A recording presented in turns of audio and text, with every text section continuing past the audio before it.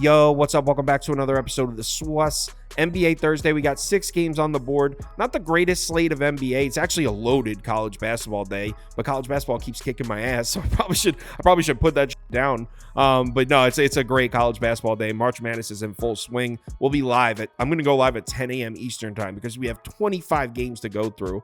But yeah, there's 6 games on the board for the NBA. I think I got 4 of them to go through. As far as Wednesday night, had another green one, man. Looks like the Hawks are going to blow this. They're down 7. There's 6 minutes left. So it looks like the Hawks are going to blow it. But even if the Hawks don't cover, I've already secured a winning night, which makes every single night this week green. It's been a good one. Let's keep that rolling. Yeah, 6 games. Let's do it. Welcome to the SWUS. The SWUS.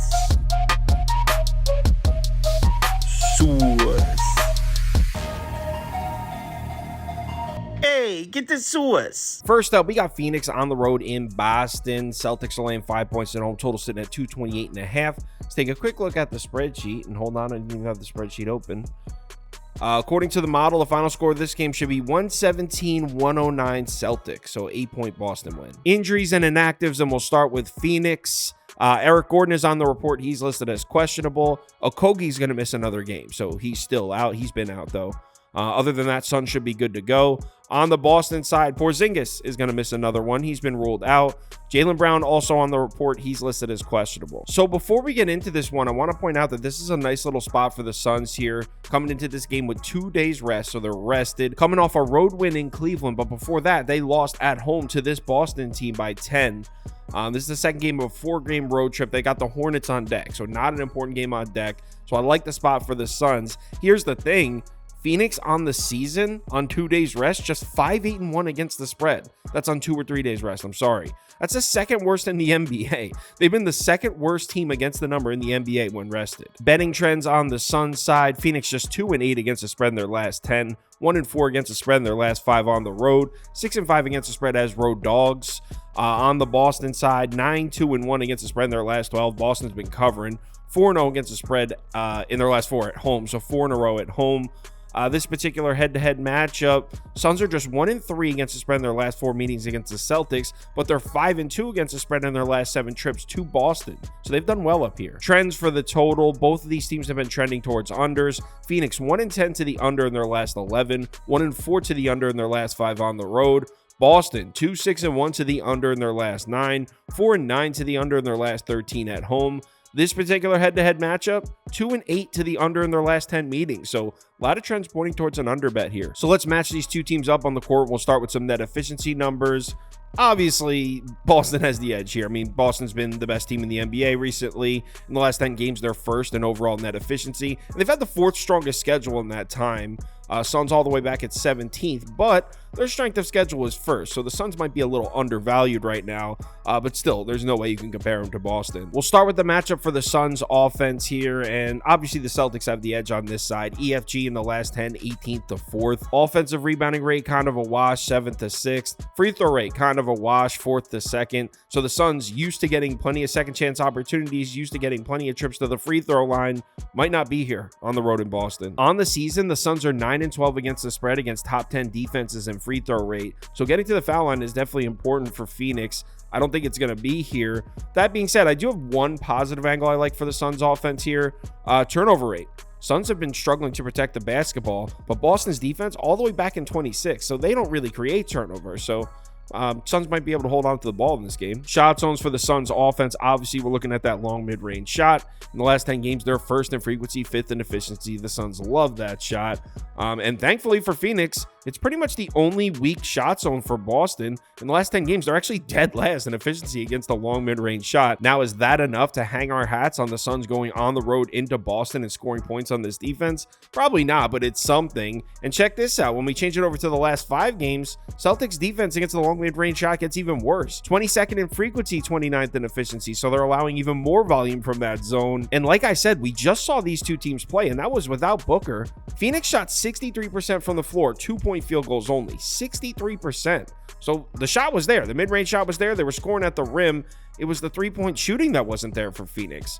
29% in that game. And if you really look at the box score of that game, Pretty even in rebounding, field goals made, fouls, turnovers, pretty much identical. It was pretty much just the discrepancy in three-point shooting. That's why the Suns lost that game against Boston the other night, three-point shooting. On the other side of the court, we got the Celtics offense, and look at the turnover rate. In the last 10 games, Boston's offense first, so Boston does not turn the ball over, and the Suns do not create turnovers. They're 30th, so the Celtics might have 0 turnovers in this game.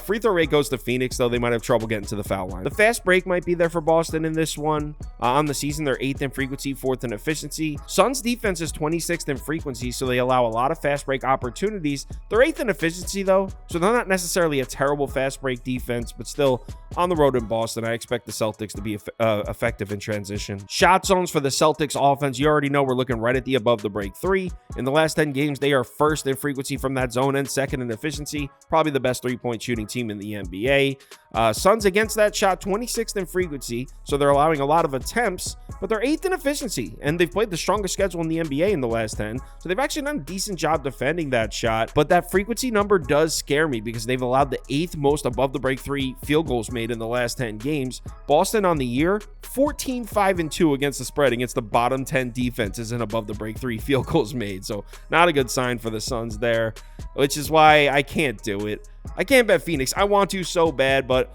on the season, I'm down 4.38 or 4.39, I think, units betting the Suns, which is by far the worst in the NBA. Dallas is second at minus 3.5 something. So I have not had success betting this Suns team. I can't do it here, but I'll say Phoenix +5 or pass because obviously the entire world is going to come in on Boston at this number. But I don't think I'll actually do it. Suns are pass. Next game. Philadelphia on the road in Milwaukee here. Bucks are laying 8.5 points at home. Total sitting at 223.5. Let's take a quick look at the spreadsheet, and according to the model, we should see a 5-point Bucks win. Final score 112-107 Milwaukee. Injuries and inactives, and we'll start with Philadelphia. No news here. Same injury report that we've seen from Philly. Covington still out. Embiid still out. Melton still out. Other than that, Sixers are at full strength. On the Milwaukee side, I think Giannis is probable. Actually, he's been removed from the injury report, so Giannis is good. Malik Beasley is on the report, though. He's listed as questionable. Pat Bev also on the report. He's listed as probable. Chris Middleton been ruled out for this game. Betting trends on the Sixers side. Philly is 3-9 against the spread in their last 12. 5-3 against the spread in their last 8 on the road, though. On the season, they're 8-8 against the spread as road dogs. On the Milwaukee side, Bucks are just 1-3 against the spread in their last 4. 4-1 against the spread in their last 5 at home, though. On the season, they're just 13-17 against the spread as home favorites. This particular head-to-head matchup, Philly's just 5-8 against the number in their last 13 meetings against the Bucks, but they're 3-1 against the spread in their last 4 trips to Milwaukee. Trends for the total, Philly's been trending towards the under. 3-9 to the under in their last 12. 1-4 to the under in their last 5 on the road. Milwaukee also been heavily trending towards the under. 4-16 to the under in their last 20. 0-5 to the under in their last 5 at home. So 5 straight unders at home for the Bucks. This particular head-to-head matchup, though, has been all overs. 6-3 to the over in their last 9. 10-5 to the over in their last 15 in Milwaukee. So let's match these two teams up on the court. We'll start with some net efficiency numbers. And obviously, if we're looking at numbers from the last 10 games, it's not close. Milwaukee 6th in efficiency. Philadelphia 27th. They played about the same strength of schedule as well, 7th and 8th. So huge edge for Milwaukee there. But check this out. Watch what happens when I switch it from the last 10 games to the last 5 games. Milwaukee goes from 6th in overall efficiency to 30th.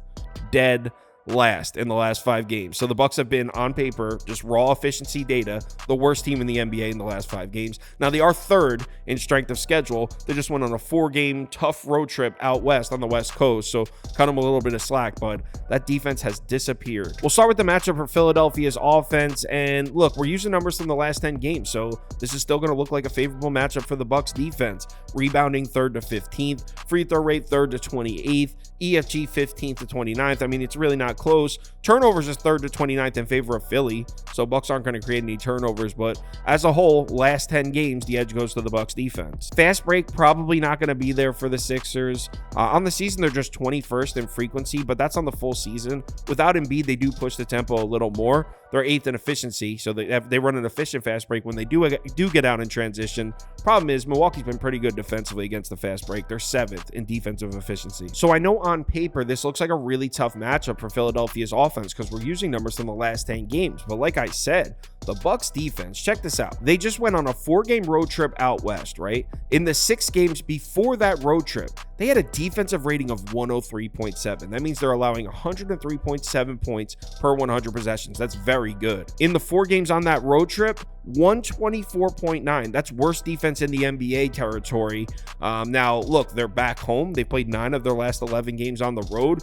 Maybe they turn it around here, but they're going to have to show it to me. I mean, there's no way I'm just going to all of a sudden trust this defense after I saw them look like the worst defense in the NBA for 4 straight games. So I know on paper, this isn't a great matchup for Philadelphia's offense, but the way the Bucks defense has looked recently, I'd like the matchup for basically any offense against the Bucks right now until they show it to me. On the other side, we got Milwaukee's offense and huge edge in free throw rate. Bucks should get plenty of trips to the line here.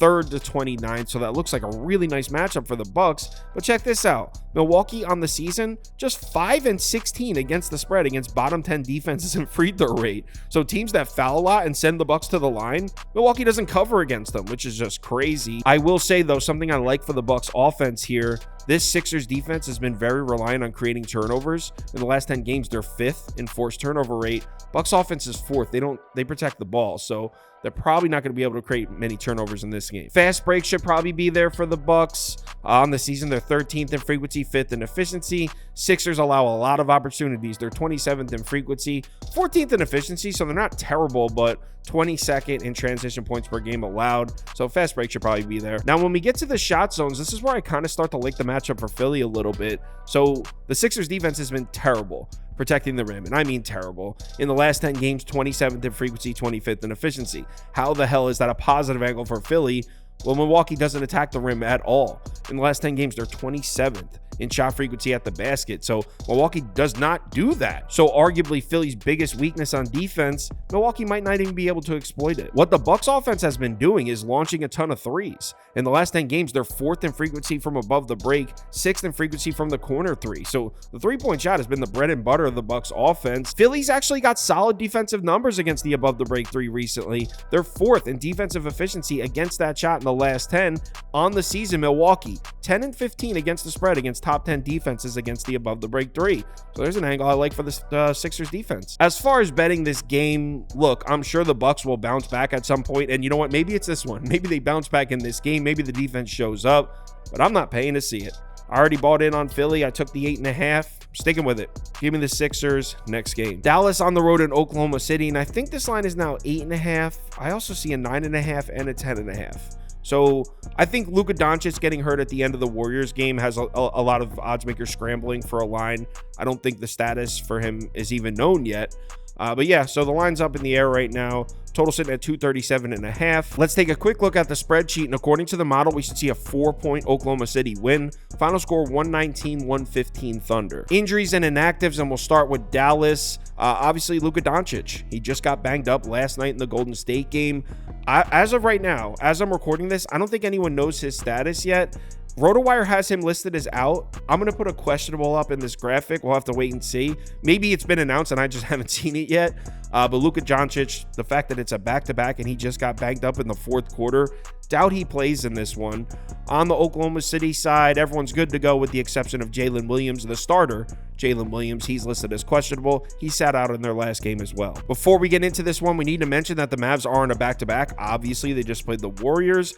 On the season, check this out. Dallas 7-3 against the spread with 0 days rest, which is the 2nd best in the NBA. So Dallas has been great on back-to-backs this year. That being said, this is an especially weird spot for Dallas travel-wise. Check this out. So on Monday night, they went on the road to Chicago. So they were in Chicago on Monday night, flew back home, played the Warriors in Dallas last night, then immediately flew to Oklahoma City. Now, the flight from Dallas to Oklahoma City isn't anything crazy, but it's their 3rd game in 4 nights with 2 travels. So that's kind of crazy. That being said, Dallas has been great on back-to-backs, though. Betting trends on the Mavs side. Dallas is 11-5 against the spread in their last 16 overall, 7-2 against the spread in their last 9 on the road, 6-8 against the spread as road dogs. On the other side, we got Oklahoma City just 1-4 against the number in their last 5, 5-2 against the spread in their last 7 at home, 19-9 against the spread as home favorites this year. That's excellent.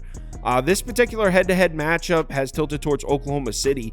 Dallas just 1-7 against the spread in their last 8 meetings against the Thunder, 5-7 against the spread in their last 12 trips to Oklahoma City. Conflicting trends for the total here. Dallas has been trending towards the over, 5-3 to the over in their last 8, 4-1 to the over in their last 5 on the road. Oklahoma City's been trending towards the under, though. OKC 1-5 to the under in their last 6, 4 straight unders at home for the Thunder.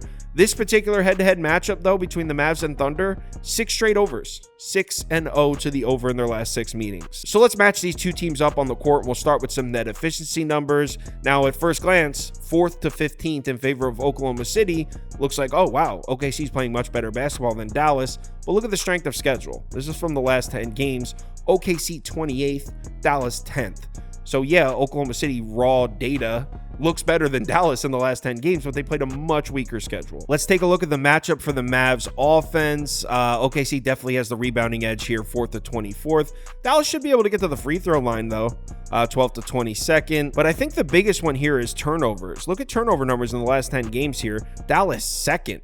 Dallas protects the basketball. They don't turn the ball over, and this is an OKC defense that lives off creating turnovers and getting out in the fast break. So I actually really like that angle for Dallas. Speaking of the fast break, Dallas likes to run it on offense themselves. On the season, they're 10th in frequency, 9th in efficiency. Not exactly good news, though, against an OKC defense that probably defends the fast break better than any other team in the NBA. 3rd in frequency, 2nd in efficiency. They actually lead the league in points per game allowed in transition. So yeah, this might be the best fast break defense in the league. Shot zones for the Mavs offense. Obviously, we're looking right at jump shooting. 4th in frequency from the long mid range, 8th from above the break 3, 10th from corner 3. Dallas lives and dies by the jump shot. Now, Oklahoma City defends the long mid range and the corner 3 well. So those two zones they got, but the most important one, above the break 3, 32% of Dallas shot attempts come from there. Oklahoma City just 24th in defensive efficiency against that shot. 4th in frequency, though. So what they do is try to limit the attempts out there. It's an interesting matchup. I think the 3 ball is going to be there for Dallas. So as far as betting this game, I want to take the Mavs here. I want to take the points, but not knowing the status of Luka, he's probably not going to play. Who knows what the line's going to do? And with Dallas on a back-to-back with no Luka Doncic, Oklahoma City at home coming off a loss, I mean, that's a tough sell. It's a tough sell. So I'll say Mavs are passed for now. Next game. Washington on the road in Houston. Rockets are laying 8 points at home. Total sitting at 225.5. Let's take a quick look at the spreadsheet, and according to the model, we should see a 12-point Rockets win. Final score 119-107 Houston. Injuries and inactives, and we'll start with Washington. Looks like Marvin Bagley's going to miss another game. Landry Shamet has been ruled out. Rashawn Holmes is on the report as well. He's listed as questionable again. Washington, who's already a very thin team in the front court, could be missing both their 5s. Not good. On the Houston side, obviously no Şengün. Also, Cam Whitmore is going to miss another game for the Rockets. Betting trends on the Washington side, just 4-7 against the spread in their last 11, 2-5 against the spread in their last 5 on the road. They are 9-5-1 against the spread in their last 15 as road dogs, but that might be a bit of a dead trend, though. That was more of a pre-All-Star break trend. That doesn't seem to be working anymore. On the Houston side, Rockets are 6-1 against the number in their last 7, 5-1 against the number in their last 6 at home, and this has been a great spot for them, at home laying points. They're 10-5-1 against the spread as home favorites this year. Houston has also been trending pretty heavily towards unders, 2-7-1 to the under in their last 10 for the Rockets. So let's match these two teams up on the court. We'll start with some net efficiency numbers. Last 10 games, the Wizards are dead last, 30th. So on paper, this has been the worst team in basketball in the last 10. Strength of schedule is just 15th, too. So it's not even like they have an excuse. That's not good. On the Rocket side, they're 16th in efficiency with the 13th strongest schedule. Now, if we switch it over to the last 5 games, you can see maybe the Wizards are playing a little bit better. Their efficiency jumps up to 20th. But that's because their strength of schedule drops to 27th. So in the last 5, yeah, they look a little bit better, but they're playing an easier schedule. This Washington Wizards team is now 1st in pace in the NBA. Nobody in the NBA runs a faster pace than the Wizards this year. Houston against top 5 teams in pace, 6-6 against the spread. So that doesn't really give us anything. Let's start with the matchup for Washington's offense, and the edge goes to the Rockets defense here everywhere. Huge rebounding advantage on this side. Even without Şengün, they should still have the huge rebounding advantage. Kyle Kuzma might be starting at 5 for the Wizards. It's a serious situation over there.